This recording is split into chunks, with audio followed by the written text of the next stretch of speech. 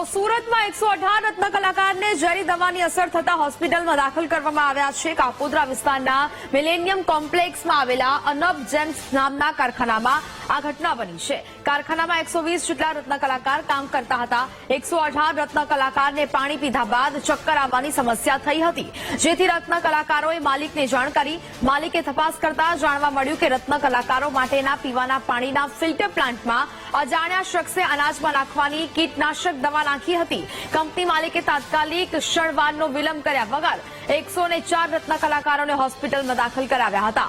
તમામને કોઈ આડઅસર ન થાય તે માટે રિપોર્ટ કરવાની સારવાર શરૂ કરવામાં આવી હતી। હાલ તમામ રત્ન કલાકારોની તબિયત સ્થિર છે।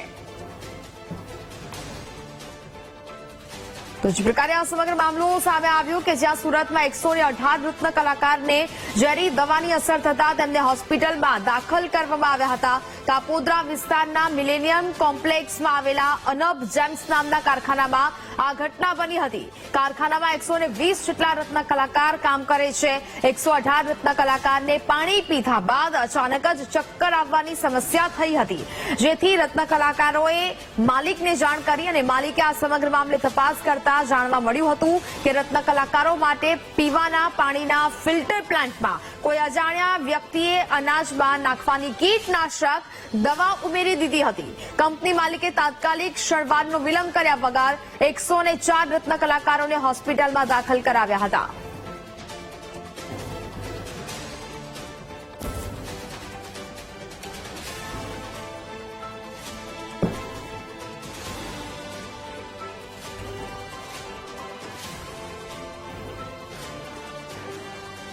સંવાદદાતા ધ્રુવ વધુ વિગતો સાથે લાઈવ જોડાયા છે।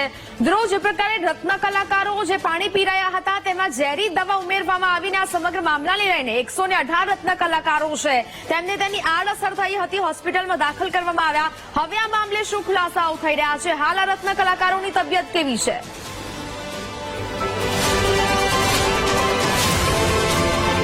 મોટી બાબત આ ઘટના બની હતી સુરતના કાપોદ્રાની અનબ જેમ્સની ઘટનામાં અત્યારે પોલીસ ઝીણવટભરી તપાસ કરી રહી છે। 118 જેટલા રત્ન કલાકારો જે છે તેને ઝેરી દવા પાણીમાં મિક્સ કરીને તેઓને હત્યા કરવાનો પ્રયત્ન કરાયો હતો, તે પ્રકારનું ષડયંત્ર કરાયું હતું, જેમાં ગત રોજ 2 જેટલા રત્ન કલાકારો જે છે તેને આઈસીયુમાં દાખલ કરાયા હતા, જેમાં વધુ 4 રત્ન કલાકારોની પણ હાલત અત્યારે બગડી છે અને કુલ 6 જેટલા રત્ન કલાકારોને હાલ આઈસીયુ હેઠળ દાખલ કરાયા છે।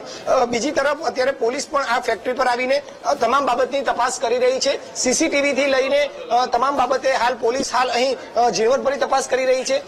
ફેક્ટરીના જે કર્મચારી જે છે તેનું લિસ્ટ પણ હાલ પોલીસ અત્યારે તપાસ કરી રહી છે, કારણ કે ક્યાંક એવી આશંકા પણ પોલીસને વ્યક્ત કરાઈ રહી છે કે કોઈ ફેક્ટરીનો કર્મચારી જ હોઈ શકે છે। પોલીસે ફેક્ટરીના સીસીટીવી થી લઈ આસપાસના તમામ સીસીટીવી પણ પોલીસે તપાસ્યા હતા। જો કે કોઈ બહારનું વ્યક્તિ આવ્યું હોય તેવું કોઈ હજી ગતિવિધિ જોવા નથી મળી, અને તેમ છતાં પોલીસ તમામ બાબતે તપાસ કરી રહી છે।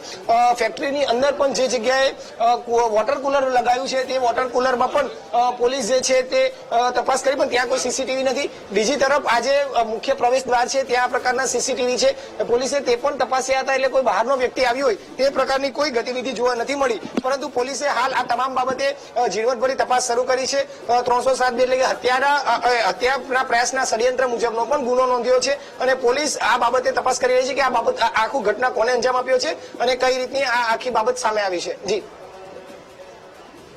તે બદલ આપનો આભાર।